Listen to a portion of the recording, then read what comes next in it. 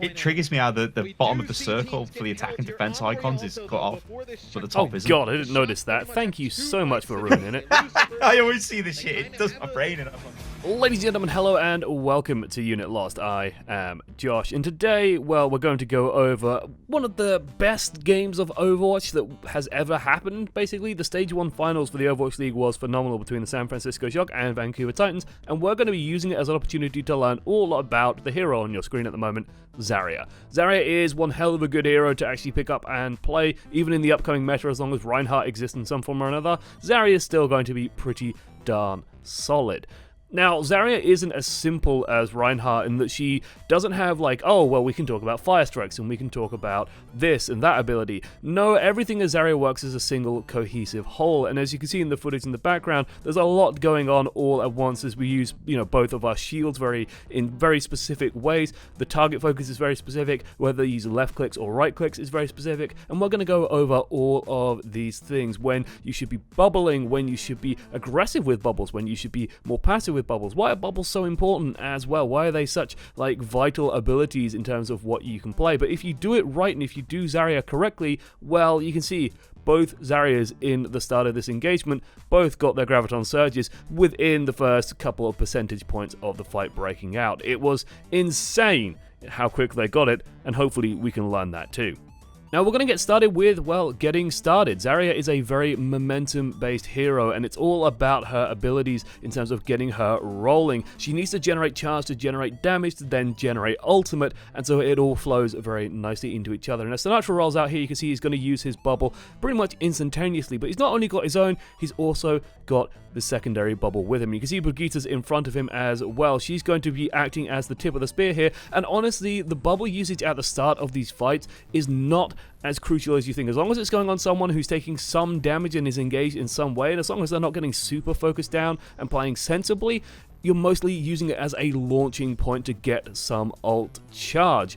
As a result, he's managed to get himself about 40. His team has nice advantages because, well, Bumper's died, because Bumper, he's very aggressive, and now he can even go more aggressively, putting that bubble onto the Winston to get the rest of his charge up and running, and to then build that ultimate all the more.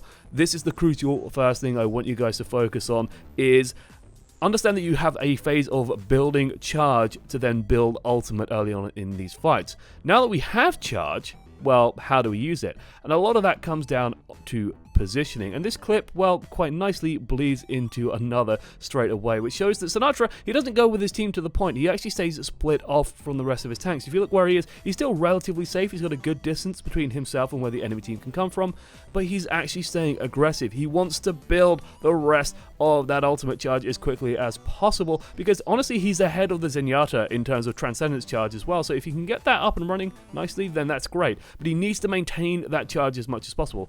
That said, he has not used his bubbles super aggressively yet. And so let's look at another clip where positioning goes slightly wrong for Seominsoo. We're going to see a lot of the same concepts as before in terms of how he uses his bubbles, but you saw in the subtitle of this section, second rank to raise your rank. And the reason why it's second rank to raise your rank is because Zarya belongs behind the tank. You need to be able to see the Reinhardt, the Brigitta, the people in front of you to be able to give them a bubble like this. And then you can actually give them that. If you get too far forward, then you're actually vulnerable and you only have your personal barrier to protect you. There, Seominsoo got charged upon because, well, that personal barrier is only 200 hit points. It's very easy to overwhelm, and he goes down nice and early. Oversteps his boundaries due to a good feint from the San Francisco Shock. Let's take a look at Sinatraa doing something similar. He's managed to get himself onto the point with the rest of his team. He's a bit low on charge, so he's going to have to build that up, but he's got himself kind of stuck in an awkward position. Now, this is at the back of point A. They are on offense, believe it or not, so they don't have much room to run away through, but because Sinatra's got himself into this position a little bit away from his Reinhardt, a little bit too far forward perhaps, he only has this space to work in over here, which is very much out in the open, very much vulnerable, especially if Super doesn't adjust to get to him, but he can get a good bunch of shots in. So he wants to build up that ultimate like we mentioned earlier. He wants to get those right clicks in to try and get that damage done, to try and build that ult, but he has no cooldowns at the moment, and as a result he could be in a spot of trouble here. Now, to his advantage, Vancouver, they're going to retreat, but they're going to use line of sight. Remember what we talked about with Reinhardt using line of sight to rebuild barrier? They're just doing that for a moment or two. Sinatraa goes super far forward here, has used his personal barrier already and has actually got himself in a spot of trouble. Now he's in the first rank, which basically means he's on the front line of conflict. That means the Vancouver Titans, they spot him out, they can see where he is, and they can get onto him with no issue at all. Even with that bubble coming off cooldown very soon, it's only 200 hit points, it's really not going to be enough to save him, and once that Zarya steps into the first rank, steps into the front line, she can go down so quickly. Now then, due to the power of editing, well, we can actually see this fight from both sides. You can see that Seominsoo, he's in a really bad position here. He's got 0 charge, he's got barely any ult, and San Francisco Shock have made it to the point. But what the big difference here is that Seominsoo never goes in front of his Reinhardt and Brigitte. They form the first rank of this combat, and Zarya forms the second rank. See, the only time he goes forward is when he has his personal bubble up, and even then he retreats pretty much immediately. The moment that bubble seems to be going down, or even just, burns out, he's into the back lines once again. He's retreating away. They spot the opportunity, he gets the target focus onto Sinatraa with some phenomenal aim. Don't worry, we'll cover that very soon. But he only really gets mobbed on by the enemy running through his team using that transcendence. Now that the fight's over, well, he wants to finish building up his ult charge, gets the DMAG on the D.Va, and even gets a nice little stagger. If you're not familiar with staggering D.Vas, well, you do it because D.Va, in baby form, in mini D.Va form, she can't do too much, so she has to go back to spawn and either basically swap off or swap back in, or rebuild her mech manually, so good job, Seominsoo. Now, no guide on the planet can teach you how to aim like a god, and it goes without saying that aiming does factor in on Zarya. You've got to have good control of your right clicks, and you've got to have great tracking with your left clicks, but what we can help with is positioning, and to me, the end point of good Zarya positioning is twofold.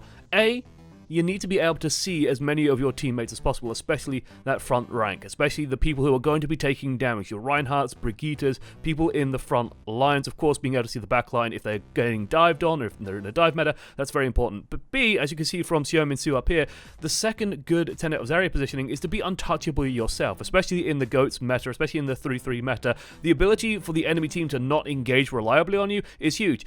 Seominsoo cannot actually be touched from up here. The D.Va is dead, so that's the only one that can reach him, and nothing else can really get to him except for maybe a Lucio, and the Lucio doesn't want to engage him, so it's just great positioning all round. Getting into those positions means that you can have no problem taking your time and aiming, and sure, we can't all aim like a god, we can't all pull off insane right clicks like this, but being in a good position sets you up very nicely to just take your time, aim as you like, and then just be able to do tons of damage and build up those ults nice and quickly and snowball your team to victory, no problem.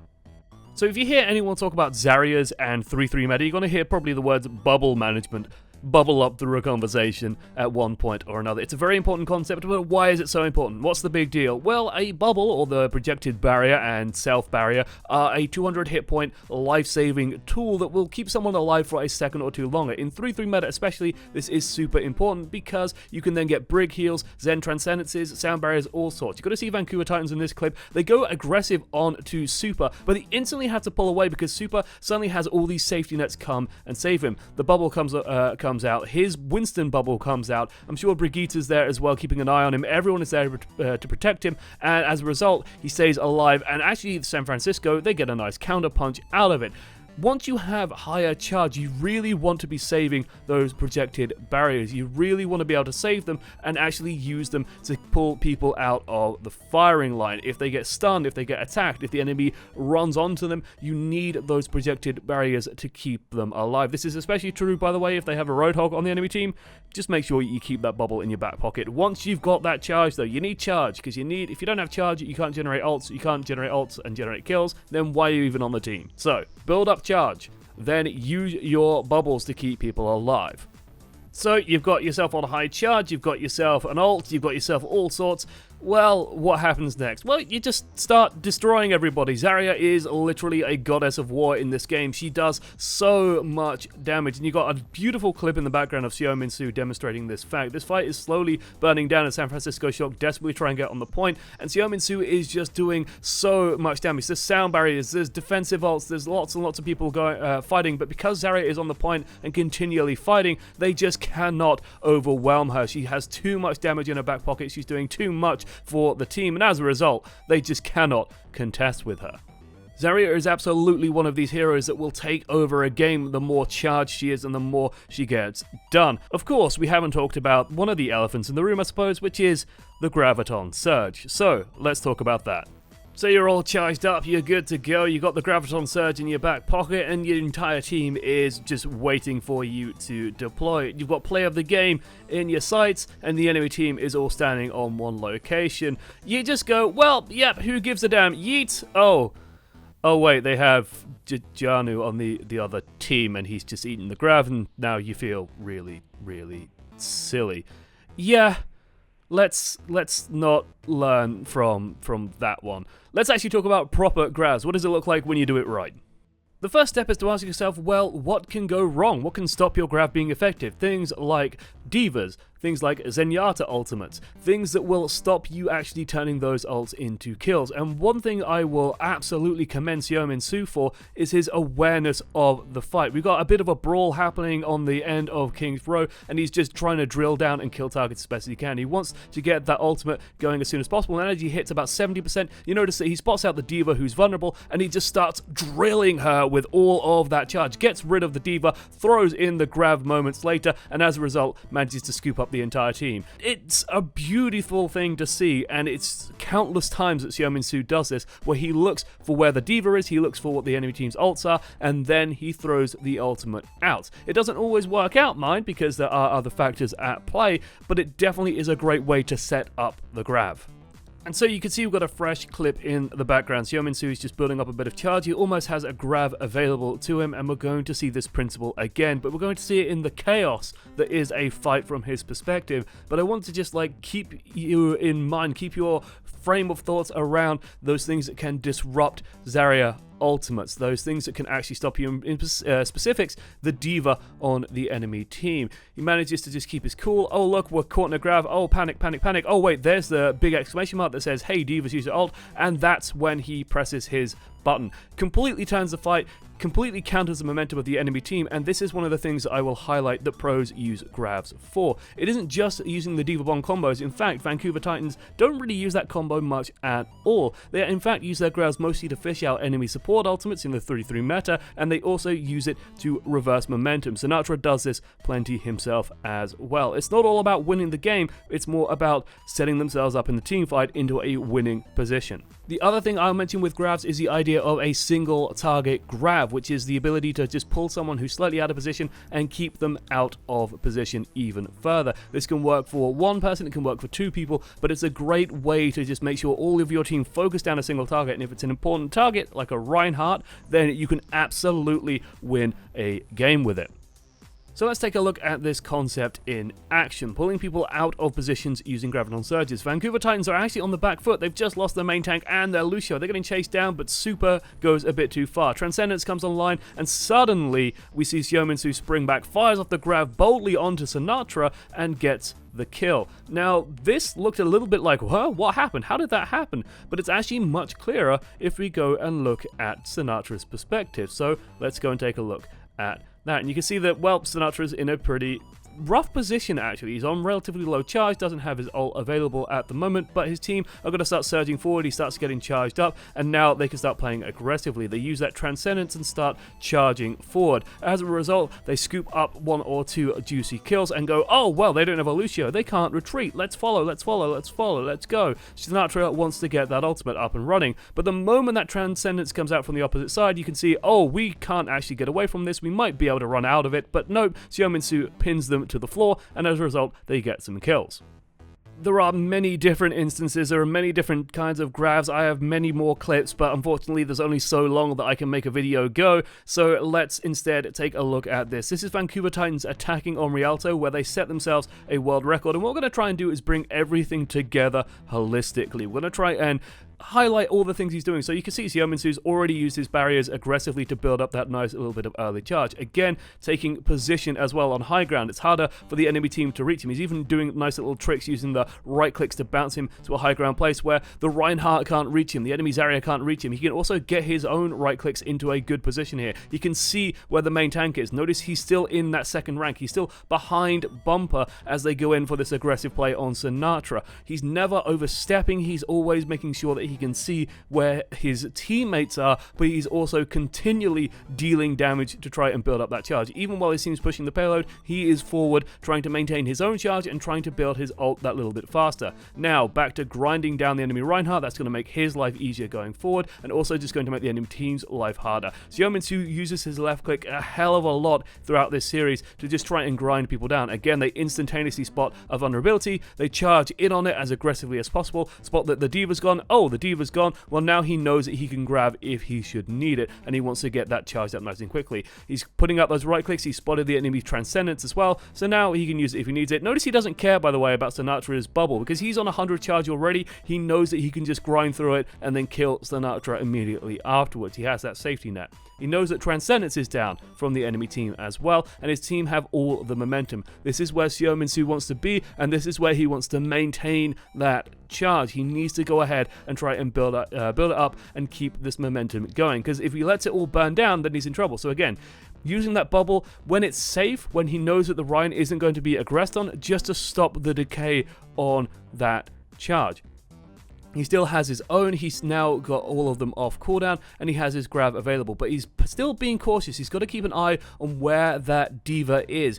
Notice as well, he's not really gone past Bumper too much. He goes in there, he spots the D.Va just round the corner. He actually just takes a momentary glance, spots D.Va's out of position, and throws a grav to try and isolate the Reinhardt. Doesn't turn immediately into a kill, but does end up manifesting into a kill regardless, because the Reinhardt took so much damage. The cooldowns were used to try and keep him alive, still not enough as the aggression piled on, and as a result, Vancouver continue with their blistering pace. Again, ranging forward, getting rid of the D.Va mech, getting rid of any obstacles to his supremacy on this map, and Seominsoo is absolutely terrifying people. He has the momentum, he is in that goddess of war phase at the moment, and he is just doing so much to keep his team pushing this payload at a blistering pace. It's insane to behold. Now he's actually a little bit scared, he's a little bit out of position, so he's going to just roll himself back, gets Bumper in front of him as well, even gives him a barrier so he's safe, and now, well, they spot out that Super's vulnerable, D.Va mech to cover the aggression, and now they go in just to keep finishing people off. They use the left click as well just to scoop up the Lucio. Lucio's been very agile and aggressive in this meta, and, well, Zarya's one of the few people that can deal with him, putting that precision tracking to use, putting that god tier aim firmly where it's needed.